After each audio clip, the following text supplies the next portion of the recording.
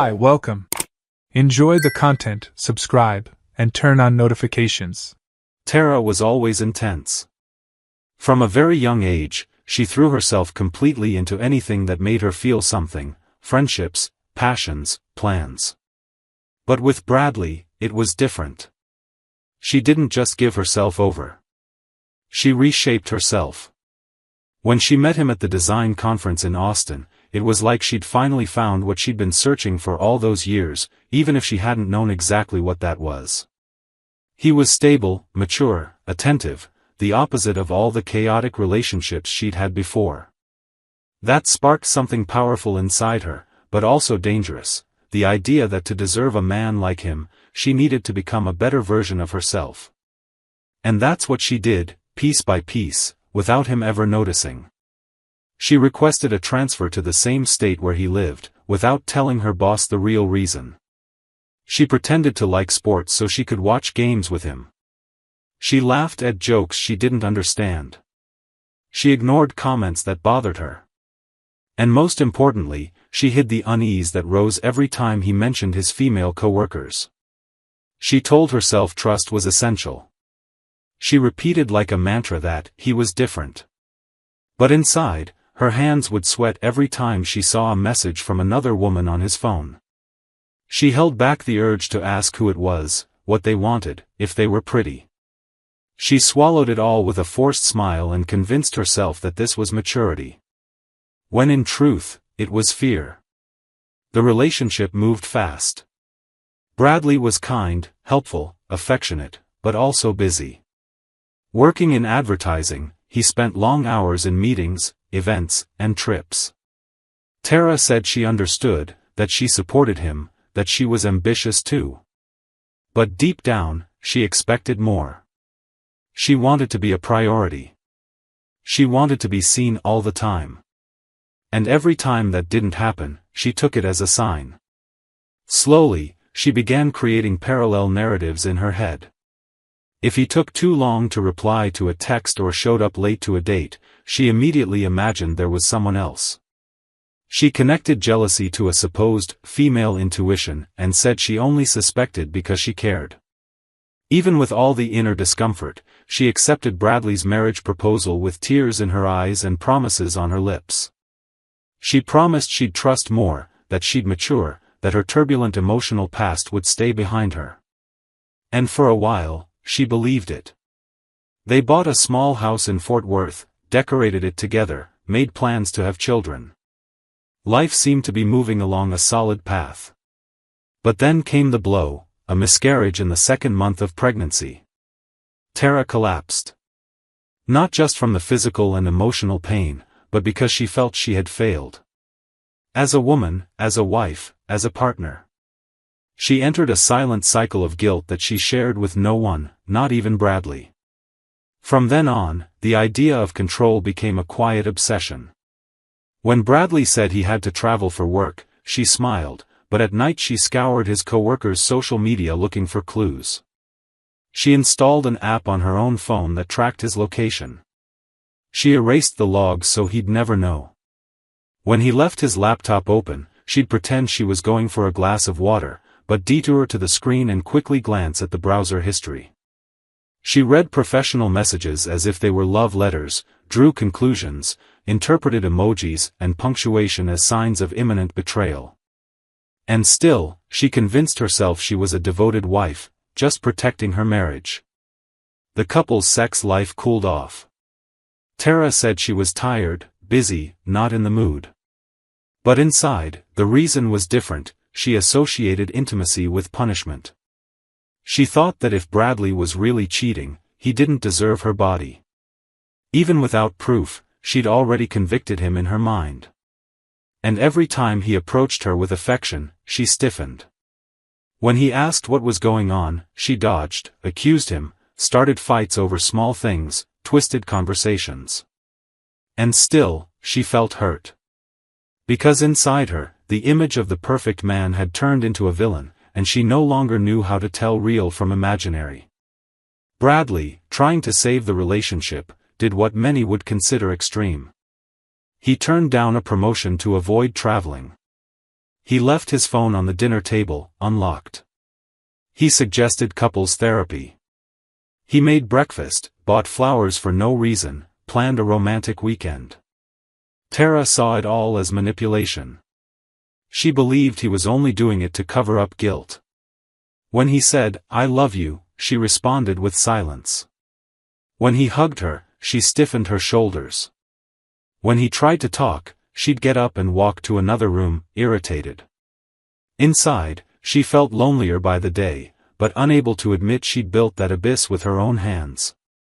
The couple's friends began to drift away. Tara distrusted everyone. She thought they all knew something she didn't. Her best friend was cut off for sending late-night messages. Her mother-in-law became intrusive. Family gatherings turned into obligations. When someone complimented Bradley, Tara resented it. It felt like the world was against her, praising a man who, in her eyes, was a cold liar. But that man kept showing up every day, trying to build bridges. And she, one by one, knocked them all down with harsh words and calculated silences. There was one night when Bradley came home later than usual because of a new client. When he walked in, he found Tara sitting in the living room, staring at the wall. She asked, emotionlessly, if he'd had fun. He answered sincerely, explaining why he was late. She got up, said she was going to sleep, and locked the bedroom door. That night, she combed through his phone for almost an hour, looking for any slip-up. She found nothing. Still, she cried silently and felt angry. Angry at herself for not finding justification for what she felt. Because deep down, it wasn't about Bradley anymore. It was her. It was her own mind, her fears, her open wounds. The relationship was no longer a union. It was a minefield. And she walked through it every day, as if waiting for something to explode, even if she was the one planting the bombs. Still, when she woke up, she said, "Good morning," sweetly. She kissed him before leaving. She posted photos with romantic captions. To everyone else, they were the perfect couple. But inside the house, there were only two strangers sharing a roof, and one of them was at war with ghosts the other didn't even know existed. It was after an argument that the line was crossed. Tara was already at her limit, exhausted by her own suspicions and failed attempts to control a story that only existed in her head. The fight started with a simple comment from Bradley, something about her forgetting to reply to an important message. She reacted as if it were an accusation. She yelled, pointed her finger, said he talked to everyone else but her. Bradley went quiet, turned around, and went to take a shower. When she saw his phone on the table, Tara picked it up, typed in the password she already knew, and searched everything again. Nothing. No messages, no suspicious photos, no signs. And still, she felt hatred. For the lack of proof. For his calm. For the way he could pretend, according to her distorted mind. She left the house impulsively. Got in the car and drove without direction, her chest bursting. She pulled into a gas station, took a deep breath, and opened her contacts list. Derek's name appeared at the top, with an old emoji she'd added months ago when he helped her with a marketing campaign and they exchanged casual messages. Back then, she thought it was harmless. A smiley face, nothing more. But now that little symbol felt like an invitation. She sent a short message, no explanation. He replied within seconds. Said he was home. She asked if she could come over. He said the door would be open. When she arrived, Tara didn't know what she'd do.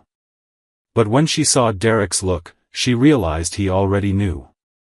He'd always known. From the beginning, he'd cultivated that emotional space where she could fall. And she fell. She only said she'd fought with Bradley and needed to think. Derek offered her a drink. They sat side by side on the couch. The silence didn't last long. A touch on the shoulder, a longer look. Tara gave in. For the first time in a long time, she felt someone saw her as a woman, not as an unstable or paranoid wife. She felt alive. Desired. Important. It was only afterward that guilt hit, but by then, it was too late. And deep down, part of her didn't even want to step back. The next morning, she cried in the car but decided to hide it. She told herself it was a mistake. That it would never happen again. But it did. More than once. In the weeks that followed, Tara kept meeting Derek at odd hours. She invented new excuses, stretched meetings, went out to get some air, and ended up at his apartment. With each new encounter, she sank deeper into something she no longer knew how to control. The sex was intense, forbidden, full of anger and relief. Derek spoke words that made her feel needed. Said Bradley was cold, that she deserved better, that he understood her better than her own husband. And she believed him. The strangest thing was that Tara didn't see it as betrayal. In her mind, it was as if she was being pushed into someone else's arms because of the coldness of her own marriage. She began to believe she was the victim. That she was just protecting herself. That she wasn't the one destroying the home, it was Bradley, with his lack of passion. The reversal was complete. She started provoking small fights just to have an emotional excuse to leave and find Derek. She created situations, exaggerated behaviors, twisted words. Said she needed space and ran to his apartment. Each time, she felt more justified, more involved, more dependent. Derek, for his part, acted with a coldness Tara was unable to see. He'd always been ambitious, competitive, and saw Bradley as an obstacle. He knew how important Bradley was at the agency, how admired he was by colleagues, and behind the smile there had always been envy. When he realized Tara was vulnerable, he saw an opportunity. A way to hit Bradley at his most intimate point. Tara became a tool, even as he pretended to care.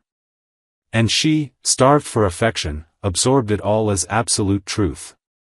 She began repeating what he said, internalizing the criticisms, distorting memories. She started looking at Bradley with suspicion not just based on jealousy, but now on manipulated comparisons. During one of their encounters, Derek asked if Bradley knew about their relationship. She said she'd never tell him. He laughed. Said maybe it'd be better if he did, so he could see what he'd lost. Tara stayed silent. Something about that phrase bothered her, but she swallowed it. She was too blind to reflect. She was still trying to keep the marriage going, at least on the surface. She kept posting photos, kept saying she loved him, bought gifts for special occasions. But inside her, her affection for Bradley had been crushed by a vicious cycle of guilt disguised as redemption. There was one episode when Tara came home late, making up a story about being stuck in insane traffic after dinner with a friend. Bradley was waiting for her with a glass of wine and a simple question, "Are you okay?" She answered irritably. Said he was implying something. Created an argument out of nothing. Turned her back and went to the bedroom. She cried afterward, but didn't apologize. She was beginning to live such a distorted version of herself that she confused who was hurting whom. And the cruelest part was that, at times, she still thought she could reclaim marital peace, even though she was the only one responsible for burying it. The addiction to her encounters with Derek became emotional. Even without knowing exactly what she felt, Tara sought in him relief from the mess she created at home. It was as if, while with him, she temporarily erased the weight of what she lived. But it never lasted. As soon as she returned home, the anguish came back. She began losing sleep, getting irritated over anything, seeing ghosts in the most unlikely places. She wanted Bradley to notice something, but also wanted him never to know. The fear of being discovered mixed with an unconscious desire to be punished. Over time, the meetings with Derek stopped being spontaneous and became routine. Tara no longer even tried to resist. She thought she needed him to bear the weight of her own life. But she ignored one truth: she was creating her own ruin with her own hands. Bradley still believed they were going through a difficult phase. He kept making plans. He kept fighting for a marriage that, for him, was still possible to save. And Tara, torn between the husband she loved and the lover who fed her escape, kept digging the hole that would soon swallow her completely. The company party was, every year, one of the most important events on the internal calendar. Bradley always made a point to attend. It was a chance to relax, strengthen bonds with colleagues, and show that even as creative director, he was approachable. Tara, in the early years, got involved, helped with the planning, carefully chose outfits. But now, on that particular night, she'd been tense since waking up. She spent the whole day irritated, nitpicking details of his outfit, questioning why he really needed to go, hinting that the new media department colleague would be there. When he answered yes, that all departments would be represented, she just frowned. Still, she got dressed up. She wanted to look flawless, more out of pride than desire. She wanted eyes to turn toward her, for Bradley to notice her, for everyone to see her as someone relevant. But inside, she'd already planned every move.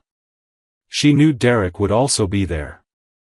And for some reason, that calmed her insecurities. It was as if she had a hidden trump card. An emotional place to hide if Bradley made her feel invisible again, as so often happened in her mind. As soon as they arrived, Tara observed everything. She didn't sit down, didn't talk to anyone for long. She scanned faces. Tried to figure out who was talking to whom, how long they talked, if they laughed too much. When she saw Bradley talking to the new marketing employee, a well-dressed, confident woman, the kind she hated without admitting it, she felt her blood boil. They were laughing, his body slightly leaning forward. He seemed attentive, light, relaxed. Tara didn't see any flirting, but she saw intimacy. She interpreted it as provocation. As if he were testing her limits, even after everything. She walked up to him, interrupted the conversation with a cold greeting, and made a sarcastic comment about how comfortable he looked. The employee, embarrassed, walked away. Bradley tried to smooth things over with a discreet smile, but Tara kept going. Said the party was nothing but an ego parade, that no one there was genuine, that he pretended too much. The argument formed right there, among colleagues. One of the directors tried to intervene, offering her a glass of water. Tara refused. Said she didn't need anyone patting her on the head. Said out loud she was tired of pretending everything was fine. That drew stares. People stopped talking. Smiles faded.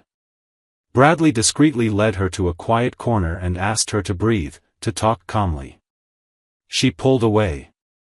Said he could go back to his little girlfriends. That he didn't need to worry. She was fine. And she walked off. While everyone tried to get the party going again, she wandered through the office.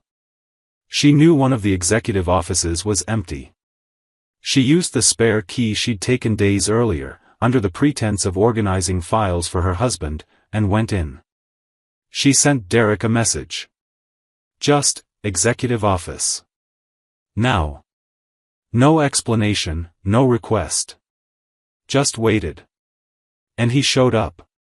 Derek didn't ask questions. As he walked in, the lock clicked. Tara pulled him close. Kissed him angrily. It was as if she wanted to take revenge on something, even if she didn't know exactly what, or who. Bradley? The coworker who laughed too much? Herself? Derek responded to the impulse naturally, as if he'd been waiting for that moment. It was just another move for him. Another step toward power. As they got involved, Tara forgot the place, the context, the reason. She was in a trance. Every movement was more about releasing frustration than real desire. It was a performance loaded with desperation. She didn't notice the time. Didn't hear the door opening. But she felt Derek's body stop moving, his breath catch. She turned around, and there stood Bradley, frozen, with an expression she'd never seen before. A mix of disbelief and resignation. He watched for seconds, without saying a word. The silence weighed more than any scream. Tara covered herself, tried to mumble something. Derek stepped back, started saying it wasn't what it looked like. Bradley didn't react. He just said 3 words, "Stay with him." He turned around and left. Tara, desperate, ran after him. Begged him to stop. Said they could talk. But Bradley kept walking without looking back. At the party, eyes turned to her again. But now, it wasn't curiosity or respect, it was contempt, shock, judgment. One of the older colleagues, always kind, looked away when he saw her. One of the employees covered her mouth, unable to believe what she'd heard from others. Tara tried to explain, but it was too late. She ran out of the building and went home. Heart racing, face burning. Mind spinning. When she got there, the scene was even crueler. The lights were off. The door locked. On the porch floor, 2 suitcases. On top of them, an envelope with divorce papers. Inside the house, absolute silence. Bradley was gone. And with him, any chance of turning things around. She called. Sent messages. Pleaded. Sent crying voice notes. Then cursed. Then pleaded again. No response. Tried calling her parents. They'd already heard. Said she needed help, but for now, she'd be better off alone. Her best friend said she didn't get involved with betrayals. Coworkers stopped following her. Even Derek, who days before seemed so available, avoided answering. That night, Tara didn't sleep. She sat on the floor of the living room of the house she'd shared with Bradley and stared at nothing for hours. The public humiliation carried a weight none of her fantasies had predicted. She'd always thought she controlled everything. That she was one step ahead. That if things ever went wrong, she'd know exactly what to do. But there, with her life in pieces, she understood what she'd truly lost. And the worst part was knowing she'd done it all alone. That the mistake was hers, and no one else's. Tara spent the following days in suspension, as if reality had lost its shape. She woke up not knowing where she was, looked at the still-packed suitcases, at the torn envelope on the floor, and everything felt like a nightmare that kept going even with her eyes open. She tried going back to work but learned from colleagues that her reputation was ruined. People whispered.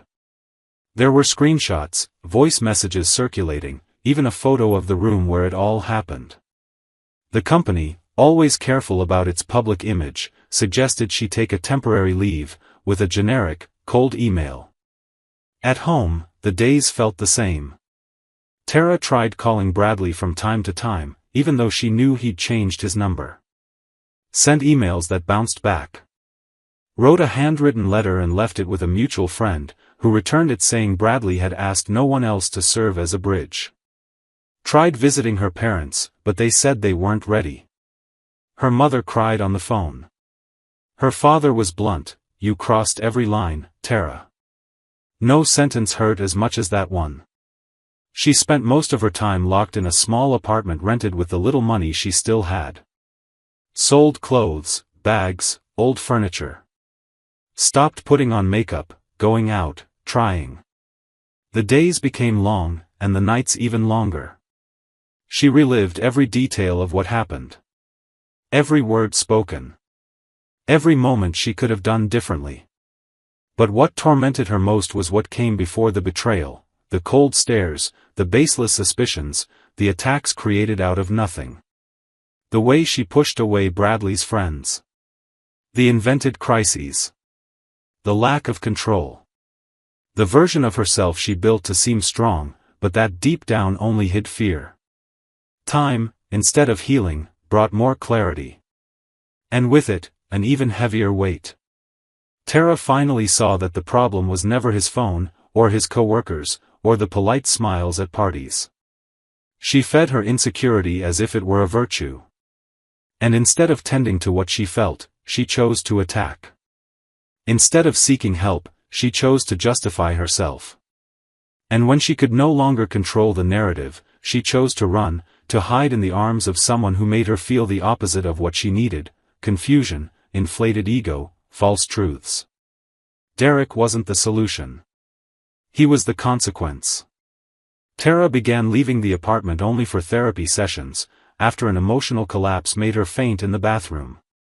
The therapist, patient and direct, slowly dismantled the structure of lies she'd built herself. Explained that what she called love was actually a disguised desire for control. That the search for external guarantees was just a reflection of fractured self-esteem. That her jealousy didn't come from what Bradley did, but from what she believed she deserved. Each session hurt like a deep cut.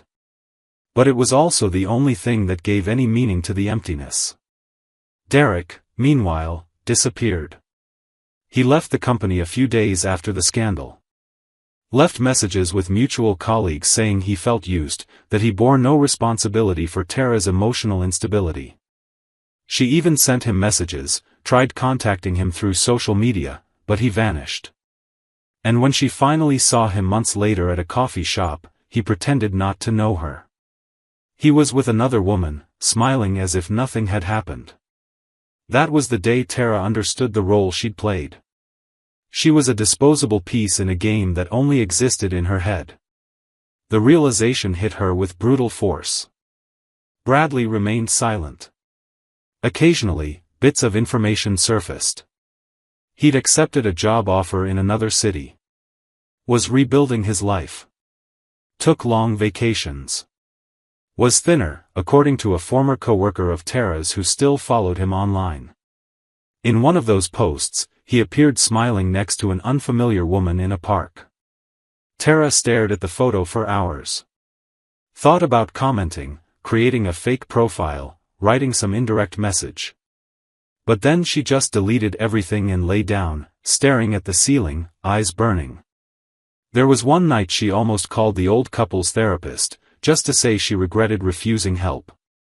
Other nights she wrote long letters to Bradley, which she tore up before finishing. She lived trapped between wanting to fix the past and accepting she destroyed every bridge. Friends who used to call stopped insisting. Her parents, after many conversations, agreed to see her at Christmas, but the meeting was cold, almost formal. She felt ashamed. Cried alone in the bathroom of the house where she'd grown up, realizing what she'd lost went beyond a marriage. The greatest punishment wasn't the loneliness, or the ruined reputation, or the lack of affection. It was awareness. The certainty that the whole story, full of chances to work out, collapsed because of her choices. That the love she once received was wasted. That the man who swore fidelity was always telling the truth, even when she chose to doubt. And that now, after everything, there was no fixing it. No one apologized for her. No one spoke her name.